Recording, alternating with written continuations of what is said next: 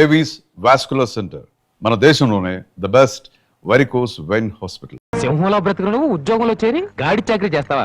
అవును సార్, మా ఇల్లు గడవడమే చాలా కష్టంగా ఉంది. దయచేసి నాకు ఏదైనా పని ఇప్పించండి సార్. వద్దులే బాబు, నిన్న నా దగ్గర ఉద్యోగంలో పెట్టుకుంటే నా ఫ్యాక్టరీని ప్యాకాట్ క్లబ్ గా చేస్తావు. నమస్కారం బాబు. ఏంటే ఇంట్లో గడవడం చాలా కష్టంగా ఉంది, ఏదైనా పని ఇప్పిస్తే చేసుకుంటాను సార్. చేసుకున్న పెళ్ళాన్ని చూసి మురిసిపోవడానికి ప్యాకాటానికి నీకు టైం సరిపడలేదు. నువ్వేం పని చేస్తావా? వెళ్ళా కానీ రా, నీ జీవితంలో నువ్వు ఏం పని చేసావో నీకు పని ఏమంటావు? మీరు ఏ పని ఇచ్చినా చేస్తాను సార్. చూడు బాబు, పని చేయడం అంటే ప్యాకాటం కాదు. అవన్నీ నీకు పడవగాని వెళ్ళు వెళ్ళు.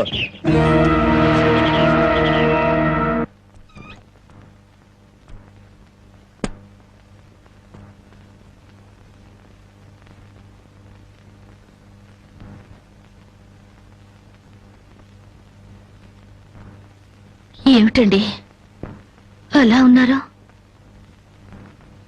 మొహం ఏంటిలా వాడిపోయింది? ఏం లేదు జనకి. మీరు మనసులో ఏదో బాధపడుతున్నారు, నాతో చెప్పరా? జనకి, ఎవరిని పని ఇవ్వమని అడిగినా ఏమండి, మీరు కంట తడి పెడుతున్నారా? కాదు జనకి, కట్టుకున్న దాని పాదాల మీద కన్నీళ్లు పులుచలుతున్నాను. నేను పేదవాణ్ణి కాదు. నువ్వు నా పక్కన ఉన్నంతకాలం, నువ్వు నాతో నడిచినంత కాలం నేను కోటేశ్వరుడే. దేవుళ్లకు భార్యలుగా దేవతలు దొరుకుతారంటారు, కానీ ఈ మనిషికి భార్యగా దేవత దొరికింది. అంత మాట అనకండి, వెళ్ళిరండి. వచ్చేటప్పుడు పాపకు పాల డబ్బా, బామ్మకి మందులు తీసుకురండి.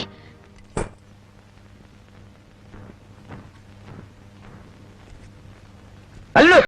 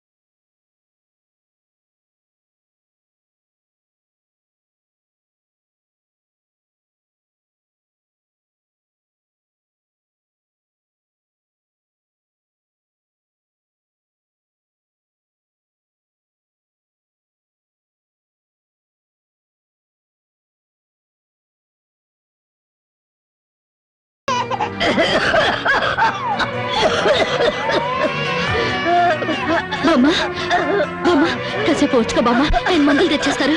ఊపిరాటలేదమ్మా.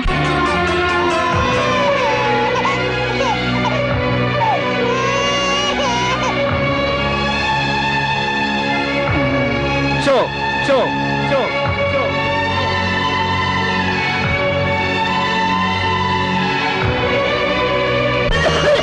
బామ్మ, అబ్బాయి ఇంకా రాలేదమ్మా.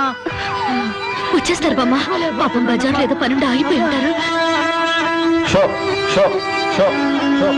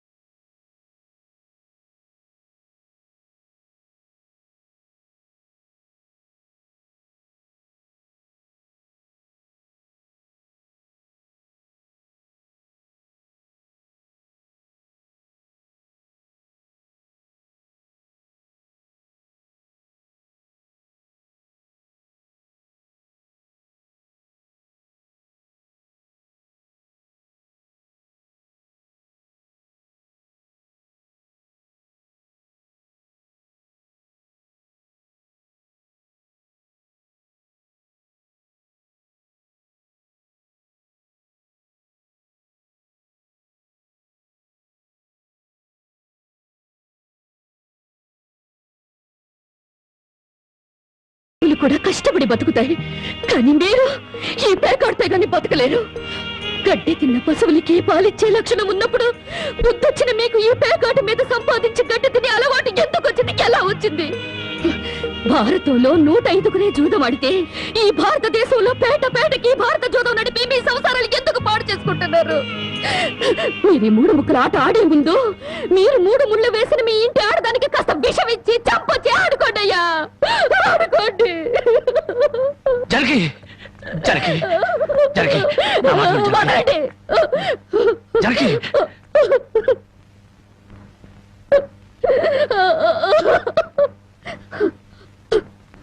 బామ్మ, నేను మోసపోయాను. ఆయన్ని మనిషిగా మంచివాడిగా మార్చగలిగానని సంబరపడ్డాను. కానీ అదంతా అబద్ధం, భ్రమ. నేను చేతకాని దాన్ని, అసమర్థురాల్ని, మొగడి మనసు దిద్దుకోలేని పిచ్చిదాన్ని. నన్ను క్షమించు బామ్మ, ఇక నేనేమి పట్టించుకోను.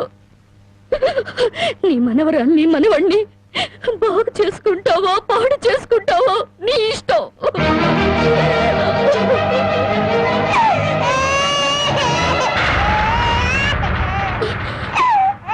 అమ్మా బామ్మ బామ్మ బామ్మ బామ్మ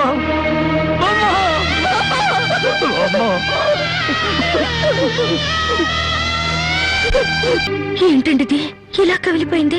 ఏం లేదు జనకి, కొత్తగా మూటలు మోయడం కదా, 4 రోజులు పోతే అదే సర్దుకుంటుంది. నువ్వు సోపరొద్దు.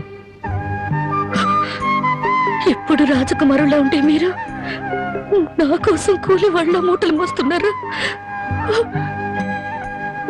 జనకి, మహారాణిలా ఉండే నువ్వు నా కోసం వస్త్రం లేదు, దాని ముందు ఇదంతా మనం తలెత్తుకుని బ్రతకడం కోసం. అగో జ్యోతి, ఏం జరిగింది? బావా, మా ఆయన నన్ను చంపబోతున్నాడు. ఏమండి, ఏం చేసిందని ఈ అమ్మాయిని చంపబోతున్నారు? ఏం చేసిందా? ఆ పాపిష్టిదాన్ని అడుగు.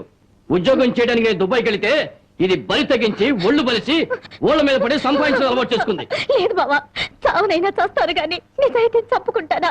నిప్పులా బతికేదాన్ని నీటి తప్పుతానా? ఏంటే సీతమ్మ తల్లికి వారసులాగా మాట్లాడుతున్నావు? నీ నిజాయితీ ఏంటో ఈ ఊళ్ళో పెద్ద ఎక్కడ చేత చెప్పిస్తాను. చెప్పించండి అత్తయ్య. నిజంగా నేను చెడిపోయిన దాన్ని అయితే ఆయన నన్ను చంపక్కర్లేదు. నా ఒంటి మీద నేనే కిరసనాయిలు పోసుకొని తగలబడి చచ్చిపోతాను. నువ్వు ఊరుకోమా, వీళ్ళ మాటలకేంటి? చూడరాం బాబు, ఏడాది నుండి దుబాయ్ నుంచి ఈయన డబ్బు పంపకపోయినా ఆ అమ్మాయి ఎంత నీతిగా బతికిందో ఆ ఊరి పెద్ద నాకు తెలుసు. ఏంటయ్యా దాని గురించి నువ్వు తెలుసుకున్న నీతి? ఏడాది నుంచి నా కొడుకు డబ్బు పంపకపోతే మెళ్ళ గొలుసు చెవులు కారింగులు ఎవడి పక్కన పడుకొని సంపాదించిందో చెప్పు. అతనుగా నేను చెప్తా. దుబాయ్లో ఉన్న నీ కొడుకు సంపాదన పెరిగేసరికి బాగా డబ్బున్న అమ్మాయితో 2వ పెళ్లి చేయాలన్న దుర్బుద్ధితో నీ కొడుక్కి లేనిపోని ఉత్తరాలు రాసి జ్యోతి మీద అనుమానాలు తెప్పించావు. ఆ అనుమానంతో నువ్వు డబ్బు పంపకపోయేసరికి 10 మందిలో నీ పరువు పోతుందని రాత్రిపూట మా ఊరిచి కూలి పని చేసి కడుపుకు తిండి కూడా సరిగ్గా తినకుండా డబ్బు దాచిపెట్టి గిల్టి నగలు వేసుకుంది. ఏంటి బాబు, రాత్రిపూట కూలి పని చేసుకుని వెళ్ళేదా? నీ ఒక్కడితోనే చేసేదా, ఇంకెవరితో అయినా చేసేదా? అమ్మాయి, మళ్ళీ ఆ కోత కూసావంటే పళ్ళు కలగొడతాను. జ్యోతి నా తోబుట్టు కన్నా ఎక్కువగా ప్రేమించే ఆత్మీయురాలు. చూడు, ఆడది తప్పు చేయాలని నిర్ణయించుకుంటే ఆమెను 7 సముద్రాల అవతల కట్టి పడవేసిన కట్లు తెంచుకుని వచ్చి తప్పు చేస్తుంది. కానీ ఇతనే నా భర్త అని నమ్మిన ఆడది ఎంతటి మహారాజు వచ్చినా సరే కన్నెత్తు కూడా చూడదు. తను కట్టెల్లో కాలిపోయేంత వరకు భర్త అడుగుజాడల్లో నడవాలని చూస్తుంది. తన భర్త ఊళ్ళో ఉంటే అతనితో కాపురం చేస్తుంది. అతను ఊరు వదిలి వెళితే అతని జ్ఞాపకాలతో కాపురం చేస్తుంది. అదేరా భార్య అంటే. ఒరేయ్, అమ్మ చెప్పింది అబ్బ చెప్పాడని పెళ్ళాం మీద అనుమానం పడ్డం కాదురా. నువ్వు చస్తే నీ తల్లి తండ్రి అక్క అన్న నీ శవం మీద పడి ఒకే ఒక రోజు ఏడ్చి కర్మకాండలు తిరగానే ఎవరి దారిని వాళ్ళు వెళ్ళిపోతారు.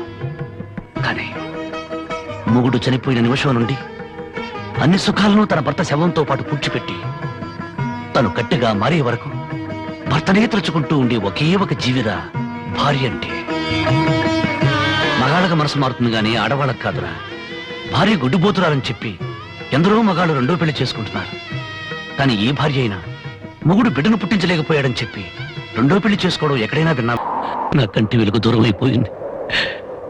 నా కష్టాల్లో సుఖాల్లో బాధల్లో బాధ్యతల్లో నాకు తోడుగా నిలబడి నన్ను మనిషిగా నిలబెట్టిన దేవత అందరంతా ఎత్తుకెదిగిపోయింది.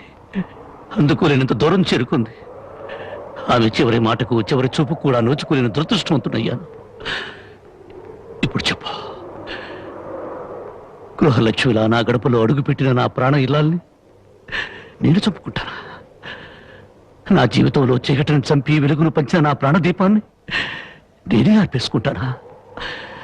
మీ నాన్న కోట్ల ఆస్తి ఆశ చూపించరా? నా భర్తే నా దైవం, నా భర్తే నా ప్రాణమును నన్నే అంటి పెట్టుకుని నేను పోసే గంజి నీళ్లే పంచపక్ష ప్రమాణాలుగా భావించిన మీ అక్కను నేను చంపుకుంటానా? మరి మా నాన్న అలా చెప్పాడే. మీ నాన్న పశువు పారాయణతో కూతుర్ని అత్తవారింటికి పంపించాల్సిన మీ నాన్న పాడి మీద పడుకోబెట్టిన కూతురి శవాన్ని చూడడానికి కూడా రాలేదు. పట్టుదల పంతాలతో కూతుర్ని సాధించాలనుకున్నాడే గాని కట్టుకున్న వాడి చేత కురివి పెట్టించుకుని తన ప్రేమను నిరూపించుకున్న సగటు ఇల్లాలి పౌరుషాన్ని మర్చిపోయిన దుర్మార్గుడి మీ నాన్న.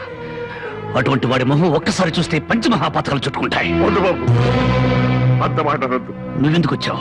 క్షమించు బాబు, నా కూతురు నీతో కాపురం చేస్తూ ఆత్మహత్య చేసుకోవాలని ప్రయత్నించిందని తెలుసుకున్నాను.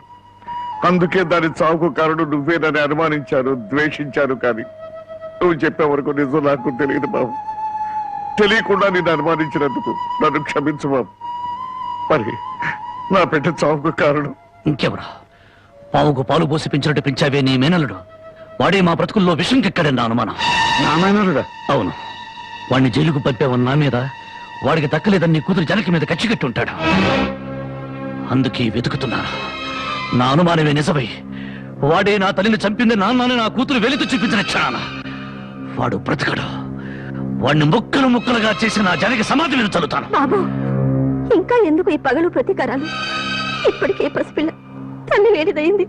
నువ్వు కూడా జైలుకెళ్ళి తిరిగి దూరం అయిపోతావా? క్షమించండి, ఈ ఆవేశమే నన్ను ఇప్పటిదాకా బ్రతికించింది. ఈ ప్రతీకారమే నన్ను నడిపిస్తోంది.